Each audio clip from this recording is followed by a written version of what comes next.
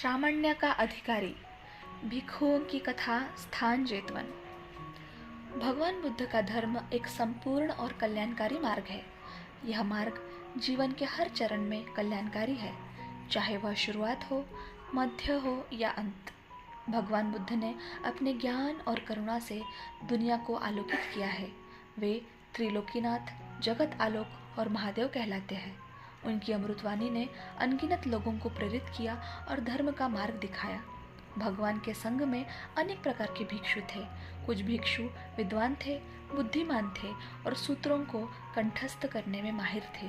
वहीं कुछ भिक्षु सरल और ध्यान में मग्न रहने वाले थे, जो ध्यान और तपस्या के माध्यम से ज्ञान अर्जित करते थे। दोनों प्रकार के भिक्षुओं में एक विचित्र स्थिति उत्पन्न होती थी।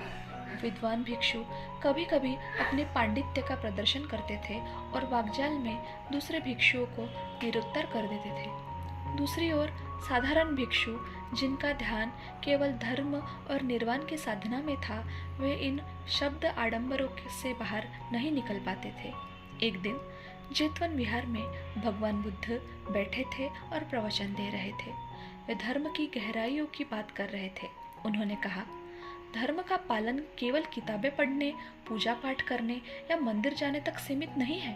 धर्म वह है जो हम अपने मन, वचन और कर्म से करते हैं। अगर हम कहते कुछ और है और करते कुछ, तो वह धर्म नहीं हो सकता। धर्म का अर्थ है सत्यता और ईमानदारी से जीवन जीना, राग, द्वेष और मोह को त्यागना। प्रवचन के दौरान भगवान ने यह भी देखा कि कई विद्वान भिक्षु, जो केवल ग्रंथों को याद करके गर्व महसूस करते थे, वे चुप हो गए।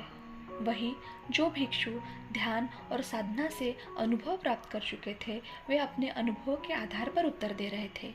इस पर भगवान बुद्ध ने कहा, यदि कोई व्यक्ति बहुत सारे ग्रंथों का अध्ययन करता है लेकिन उनके अनुसार आचरण नहीं करता, तो वह उस व्यक्ति की तरह है जो दूसरों की गायों को गिनता है, परंतु उसका उन गायों पर कोई अधिकार नहीं हो। भगवान ने आगे कहा, चाहे कोई थोड़ा ही पढ़ा हो, लेकिन यदि वह धर्मानुसार आचरण करता है, राग, द्वेष और मोह को छोड़कर सचेत और मुक्त चित्त होता है, तो वह श्रामण्य का सच्चा अधिकारी है।